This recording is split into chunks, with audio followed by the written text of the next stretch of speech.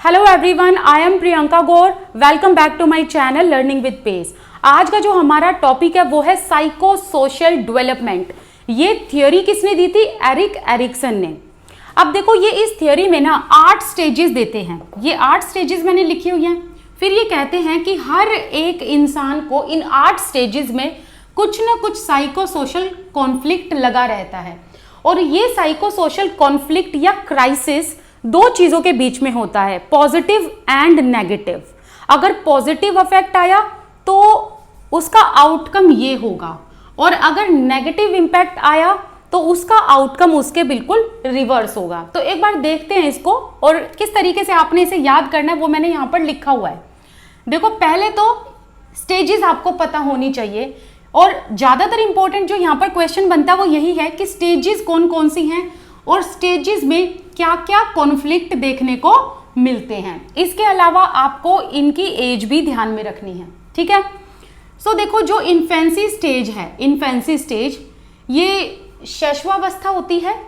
अब इसने इस स्टेज में कितने से कितने ईयर के बच्चों को डाला है? एक्चुअली इन्होंने कहा कि 1.5 साल तक, बर्थ होते ही और जो 1.5 साल तक का जब बच्चा हो जाता है तब तक बच्चा ट्रस्ट वर्सेस मिसट्रस्ट के बीच में जूझता रहता है। जैसा कि मैंने आपको बताया कि इन्होंने 8 स्टेजेस के बीच में क्राइसिस दिए हैं कि हर एक स्टेज में हर एक इंसान इन 2 क्राइसिस के बीच में जूझता रहता है। 2 क्राइसिस कौन से? पॉजिटिव एंड नेगेटिव, ठीक है। अब ये कहते हैं कि ये जो इन्फेंसी स्टेज है इसमें फीडिंग की जाती है बच्चे की। फीडिंग का मतलब क्या है कि बच्चा माता पिता पर डिपेंड होता है। तो बच्चे को अगर प्यार चाहिए तो मम्मी पापा चाहिए, खाना चाहिए तो मम्मी पापा चाहिए, बच्चे को अफेक्शन चाहिए, लव चाहिए, वार्मथ चाहिए, केयर चाहिए, सब कुछ इस उम्र में बच्चे को अपने माता पिता से चाहिए होती है, ठीक है। तो अगर बच्चे को अच्छे से फीडिंग की गई, अच्छे से बच्चे का ध्यान दिया गया, ध्यान रखा गया, केयर की गई, तो क्या होता है? बच्चे के अंदर एक ट्रस्ट पैदा हो जाता है, एक विश्वास पैदा हो जाता है अपने माता पिता की तरफ भी और सोसाइटी की तरफ भी, राइट। लेकिन अगर बच्चे को नेग्लेक्ट किया गया, बच्चे का ध्यान नहीं रखा गया, तो उससे होगा क्या कि बच्चे को आसपास के लोगों से विश्वास उठ जाएगा और मिसट्रस्ट अंदर पैदा हो जाएगा। जैसे कि सपोज करो, बच्चा बेड पर बैठा है, बेड से गिर गया, फटाफट से मम्मी आई, पापा आए, गोद में उठाया, प्यार किया और फिर उसे फीड कराकर सुला दिया। बच्चा भूल गया इन चीजों को। अब बच्चे को पता है कि मेरा ध्यान रखने वाले मेरे माता पिता मेरे पास हैं, तो बच्चे को अपने माता पिता को लेकर एक ट्रस्ट डेवलप हो जाता है। लेकिन अगर माता पिता इग्नोर करें, ठीक है, तो क्या होगा? बच्चे को मिसट्रस्ट डेवलप हो जाएगा। अब देखो, एक तरफ माता पिता है, एक तरफ अनजान आदमी है, तो बच्चा माता पिता के पास जाएगा, अनजान आदमी के पास नहीं जाएगा। क्यों? क्योंकि माता पिता के साथ बच्चे का एक विश्वास जुड़ा है एंड अनजान आदमी को जो है वो बच्चा अच्छे से नहीं जानता, और बच्चे का उसके साथ एक मिसट्रस्ट वाली भावना जुड़ी हुई है, ठीक है। अब अगर बच्चे को ट्रस्ट डेवलप हो जाता है तो यहां पर बच्चे को एक होप हो जाती है, आउटकम निकलता है होप का। अब होप आउटकम कैसे? कि बच्चे को अब लगने लगता है कि अगर मेरे साथ कुछ बुरा होगा, मेरे आसपास लोग हैं मेरा ध्यान रखने के लिए, ठीक है। वो सारे आउटकम जो मैंने लिखे हैं, ये आउटकम ना पॉजिटिव चीजों के आउटकम है, ठीक है। अब नेक्स्ट है अर्ली चाइल्डहुड। अब बच्चा 2 से 3 साल तक का हो गया है, थोड़ा बड़ा हो गया। अब यहां तक तो इन्फेंसी में क्या था? माता पिता ही सब कुछ कर रहे थे, कपड़े भी माता पिता पहना रहे थे, मतलब फीडिंग भी माता पिता कर रहे थे, ठीक है। हर चीज में बच्चा जो है माता पिता पर डिपेंडेंट था। लेकिन अब क्या हुआ? अब जो बच्चा है वो अब ऑटोनॉमी ऑटोनॉमी में रहना चाहता है, मतलब अब उसे स्वतंत्रता चाहिए। अब वो चीजें कुछ अपने आप से करना चाहता है। ऑटोनॉमी का मतलब होता है स्वायत्तता, जब बच्चा अपने आप से चीजें करना चाहता हो। जैसे कि अब इस उम्र में बच्चे क्या करते हैं? इस उम्र में बच्चे खुद से बनियान पहनेंगे, खुद से शर्ट पहनने की कोशिश करेंगे, चप्पल पहनने की कोशिश करेंगे, जूते पहनने की कोशिश करेंगे, फीते बांधने की कोशिश करेंगे, ठीक है। अब देखो, अगर पेरेंट्स ने बच्चों को ऑटोनॉमी दी, जैसे कि बच्चे ने चप्पल पहनी और चप्पल उसने पहनी उल्टी, ठीक है, चप्पल सीधे पैर की उल्टे में, उल्टे की सीधे पैर में पहन ली। करते हैं ना बच्चे ऐसे, कपड़े पहनते हैं तो उल्टे पहन लेते हैं, जो आगे का गला है वो पीछे पहन लेते हैं। तो अगर पेरेंट्स ने बच्चों को एनकरेज किया और फिर बच्चों को गाइड करके उस चीज को ठीक कर दिया तो क्या होगा, बच्चों में ऑटोनॉमी की भावना आ जाएगी कि भाई हाँ मैं कुछ कर सकता हूं, मैं अपने आप चीजें संभाल सकता हूं। लेकिन अगर पेरेंट्स ने ये कहा कि तेरे से तो ये भी नहीं होगा, बोला था ना मैंने, मैं पहना देती हूँ तुझे चप्पल, तो अगर माता पिता अपने बच्चों को कंट्रोल करेंगे तो बच्चे के अंदर शेम एंड डाउट की भावना आ जाएगी, उसे अपने ऊपर शर्म भी आएगी और डाउट मतलब उसे ऐसा डाउट होगा कि शायद मैं कैपेबल नहीं हूं कुछ करने के। ठीक है, तो अब सबसे बड़ा एग्जाम्पल एरिक एरिक्सन ने यहां पर टॉयलेट ट्रेनिंग का दिया है।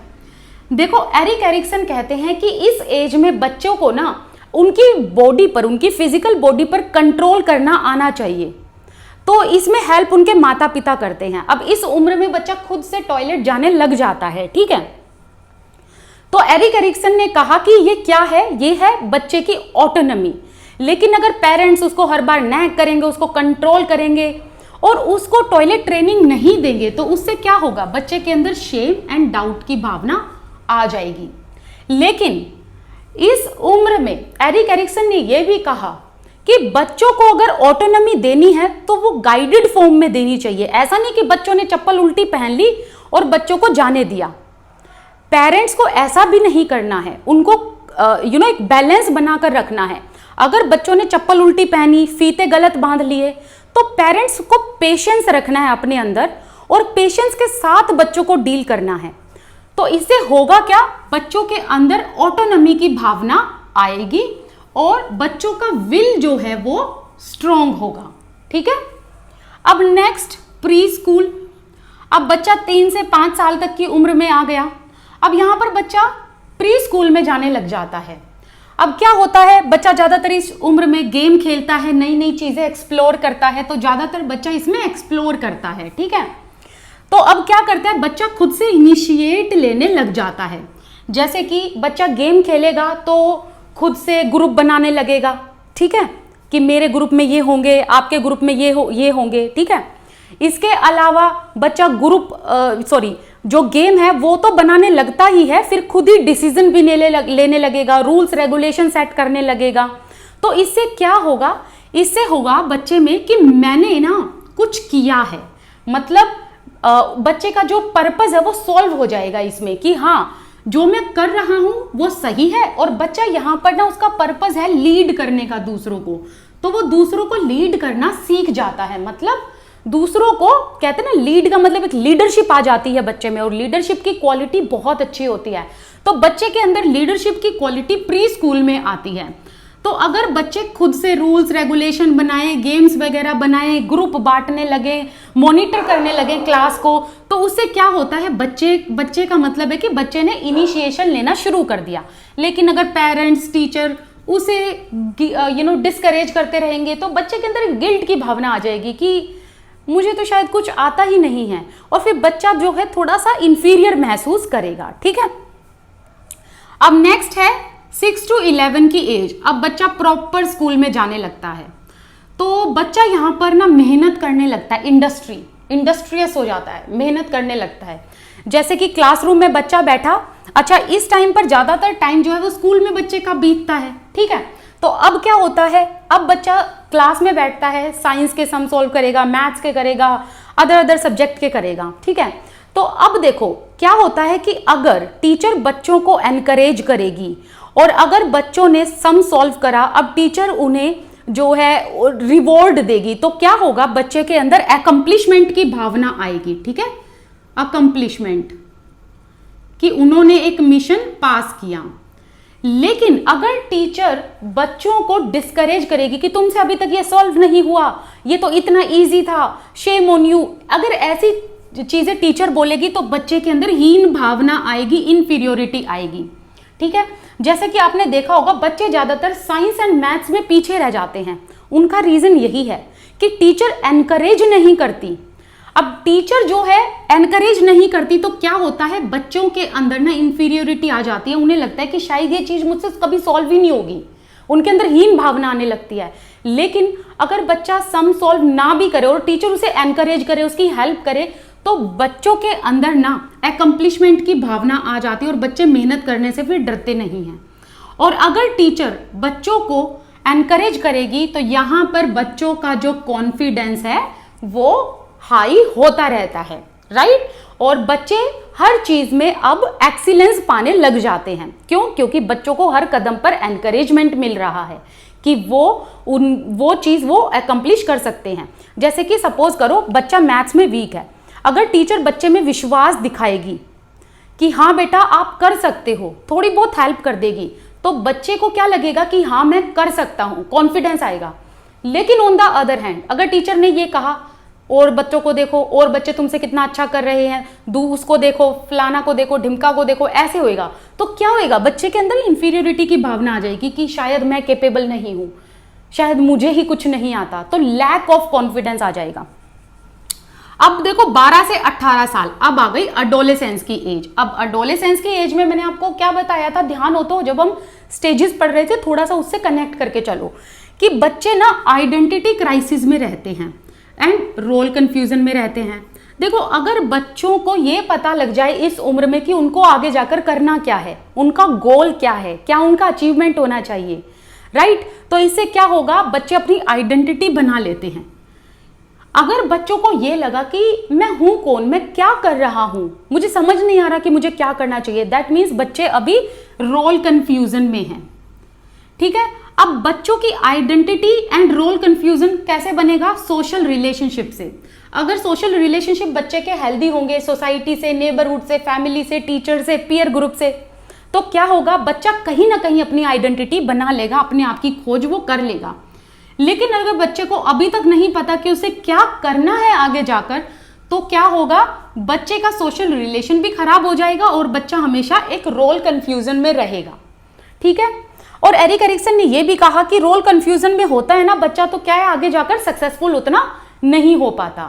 जैसे कि सपोज करो आप एक स्ट्रीम चूज करो, कि एक बच्चा ऐसा है जिसको ये है कि भाई मैं आगे जाकर 11th-12th में क्या लूंगा, साइंस लूंगा, दूसरा बच्चा भाई मैं मैथ्स लूंगा, तीसरा बच्चा भाई मेरे को आर्ट साइड से पढ़ना है। अब एक फोर्थ बच्चा ऐसा है जिसको पता ही नहीं है क्या करना है, उसे पता ही नहीं है क्या करना है, तो वो क्या होगा, वो रोल कंफ्यूजन होगा, ठीक है। अब अच्छा, फिडेलिटी का मतलब क्या है, फिडेलिटी का मतलब है लव, अफेक्शन, जो बच्चों को सोशल रिलेशन से मिलता है। अगर सोसाइटी में अच्छा एनवायरनमेंट होगा, हेल्दी रिलेशनशिप बनेगा, तो कहीं ना कहीं वो फिडेलिटी बच्चों को हेल्प करेगी आइडेंटिटी फॉर्म करने में। इसके अलावा 19 to 40 ये एज जो है ये यंग अडल्टहुड की होती है। अब आई एम श्योर जितने बच्चे ये देख रहे हैं वो सारे यंग अडल्टहुड में हैं। अब यंग अडल्टहुड में क्या होता है, इंटीमेसी वर्सेस आइसोलेशन। अब देखो इंटीमेसी वर्सेस आइसोलेशन, इंटीमेसी का मतलब है यहां पर इंसान रिलेशनशिप में आ जाता है, आइसोलेशन का मतलब होता है लोनलीनेस, अकेलापन, ठीक है। तो यहां पर मेनली इवेंट क्या होता है, रिलेशनशिप का।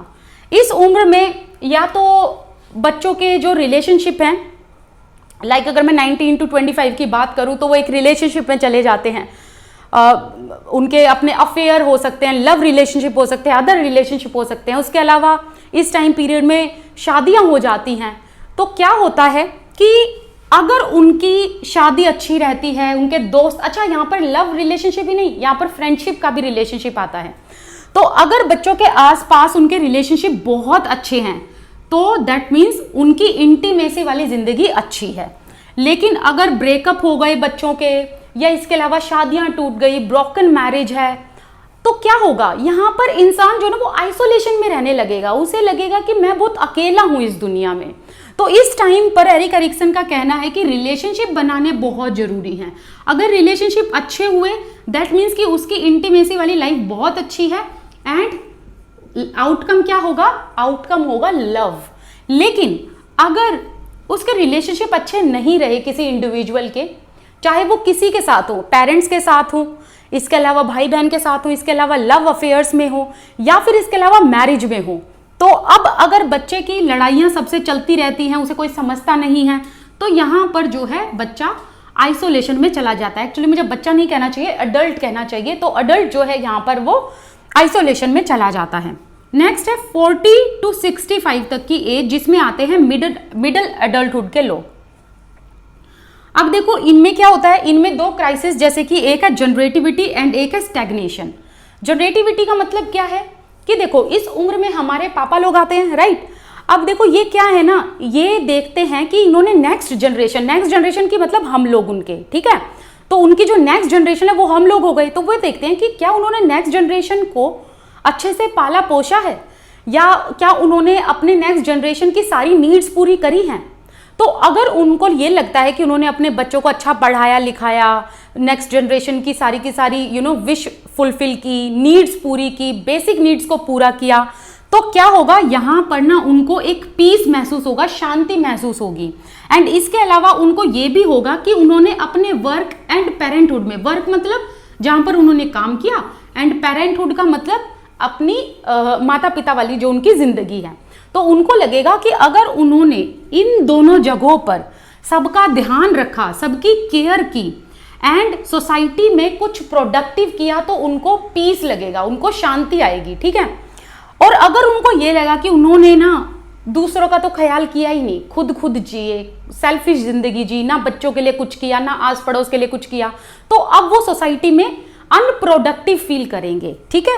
तो उनकी जिंदगी में एक स्टैग्नेशन आ जाएगी, मतलब एक रुकावट आ जाएगी। सो यहां पर जनरेटिविटी का एक मतलब और निकालना, productive in society and unproductive in society. That means कि अगर इस एज में, इस उम्र में आने के बाद इन लोगों को, मतलब जो 40 से 65 साल तक के लोग हैं, अगर इनको ये लगता है कि इन्होंने वर्क लाइफ में एंड पेरेंटहुड लाइफ में बहुत अच्छा काम करा है और ये सबका ध्यान रख रहे हैं, तो इनको लगेगा कि ये सोसाइटी में बहुत एक्टिव रोल प्ले कर रहे हैं और इनकी जिंदगी जो है वो प्रोडक्टिव है। अदरवाइज इससे उल्टा जब होगा तो इनको लगेगा कि इनकी लाइफ स्टैग्नेशन में है, रुकी हुई है, ठीक है। अब इससे क्या होता है, इसका आउटकम होता है केयर। नेक्स्ट है 65+ अंटिल डेथ। अब ये कौन सी स्टेज है, ये है मैच्योरिटी। इसमें दो क्राइसिस होते हैं, ईगो इंटीग्रिटी एंड डेस्पेयर। अब यहां पर क्या होता है, यहां पर इस उम्र में जो मैच्योर पर्सन होता है वो अपनी लाइफ को रिफ्लेक्ट करता है, मतलब अपनी पास्ट लाइफ को देखता है कि उसने पास्ट लाइफ में क्या किया, ठीक है। तो अब अगर उसे लगता है कि उसने अपनी पास्ट लाइफ में सबका ध्यान रखा है, बहुत अच्छा काम किया है, तो यहां पर क्या हो जाता है, उसकी ईगो इंटीग्रिटी जो है वो मजबूत रहती है और पीस आता है, विजडम आ जाता है, कि मतलब एक बुद्धिमत्ता आती है कि हाँ हमने कुछ अच्छा किया है अपने पास्ट लाइफ में। लेकिन जब वो अपने पास्ट लाइफ में मुड़कर देखते हैं और उनको लगता है कि उन्होंने ना बहुत गलत काम किए और उनको फिर रिग्रेट फील होता है, तो वो डेस्पेयर में चले जाते हैं, मतलब सैडनेस या निराशा में चले जाते हैं, ठीक है। तो इस तरीके की ये स्टेजेस है जो आपको ध्यान में रखनी है। तो फटाफट से मैं बता देती हूँ। देखो इन्फेंसी में क्या है, ट्रस्ट वर्सेस मिसट्रस्ट, मतलब विश्वास और अविश्वास दोनों के बीच में कॉन्फ्लिक्ट रहता है। अर्ली चाइल्डहुड 2 से 3 साल तक के बच्चे, ऑटोनॉमी, शेम, यहां से क्वेश्चन ज्यादातर आते हैं, ध्यान रखना, सेकंड से, ठीक है। मतलब इस उम्र में बच्चों को स्वतंत्र छोड़ोगे तो उनके अंदर ऑटोनॉमी की भावना आएगी, अगर बच्चों को कंट्रोल करोगे तो बच्चों के अंदर शेम एंड डाउट की भावना आ जाएगी। प्री स्कूल में क्या होता है, अब बच्चा फर्स्ट कदम रखता है स्कूल में जाने का, तो अब बच्चों को इनिशिएशन ले लेना चाहिए, मतलब उनको आगे बढ़ने देना चाहिए खुद से। अगर वो खुद से आगे बढ़ेंगे, खुद से काम करने लगेंगे, तो क्या होगा, तो होगा ये कि बच्चों के अंदर ना एक कॉन्फिडेंस की भावना आएगी कि हाँ वो जिंदगी में कुछ कर सकते हैं। इसके अलावा उनका जो पर्पस है वो सॉल्व हो जाएगा, वो दूसरों को लीड करने लगेंगे। अगर हम उनको उनके हिसाब से काम नहीं करने देंगे, उनको एक्सप्लोर नहीं करने देंगे, तो गिल्ट की भावना आएगी। नेक्स्ट है स्कूल एज। अब इसमें क्या होता है, अगर बच्चों को एनकरेज किया जाएगा तो उन्हें लगेगा कि उन्होंने कुछ मिशन को कंप्लीट किया है, लेकिन उनको डिस्करेज किया जाएगा तो उन्हें इंफीरियोरिटी लगने लगेगी। एडोलेसेंस में बच्चा आइडेंटिटी बना लेता है या फिर रोल कंफ्यूजन में रहता है, या वो बिल्कुल भी अपनी आइडेंटिटी नहीं बना पाता। यंग एडल्टहुड में अपने रिलेशनशिप से इंसान खुश है या नहीं है, अगर खुश है तो इंटीमेसी, अगर नहीं खुश है तो that means isolation. Middle adulthood that means कि उसने नेक्स्ट जनरेशन के लिए क्या किया, अपने बच्चों के लिए क्या किया। अगर अच्छा काम किया है और उनका बच्चों का बहुत अच्छे से ध्यान रखा है तो एक शांति वाली भावना आएगी, ठीक है। लेकिन इसके उल्टा अगर उनको ये लगता है कि उन्होंने वो अपने बच्चों के लिए कुछ नहीं कर रहे या वो सोसाइटी में प्रोडक्टिव या एक्टिव रोल प्ले नहीं कर रहे, तो स्टैग्नेशन की भावना आ जाएगी। नेक्स्ट है मैच्योरिटी। दैट मीन्स कि वो अपनी लाइफ में पीछे होकर देखते हैं कि उन्होंने अच्छा काम किया तो ईगो इंटीग्रिटी, और बुरा काम किया रिग्रेट करते हैं अपनी लाइफ को देखकर तो डेस्पेयर, दैट मीन्स सैडनेस, ठीक है। सिर्फ इतना सा आपको इसमें ध्यान रखना है। ज़्यादातर इंपॉर्टेंट इसमें ये सेकंड स्टेज है, ये अर्ली चाइल्डहुड की, यहाँ से ज़्यादातर क्वेश्चन आते हैं। फिर इसके अलावा एडोलेसेंस एंड यंग एडल्टहुड से आते हैं। हालांकि आपको करना सारा ही है। कोई डाउट हो तो मुझे जरूर बता देना कमेंट सेक्शन में। मेरे साथ आप लोग इंस्टाग्राम पर जुड़ सकते हो, this side Priyanka Gaur. I wish you all the best, keep learning. Thank you so much for watching this video. और इंस्टाग्राम का लिंक आपको डिस्क्रिप्शन बॉक्स में मिल जाएगा। Thank you.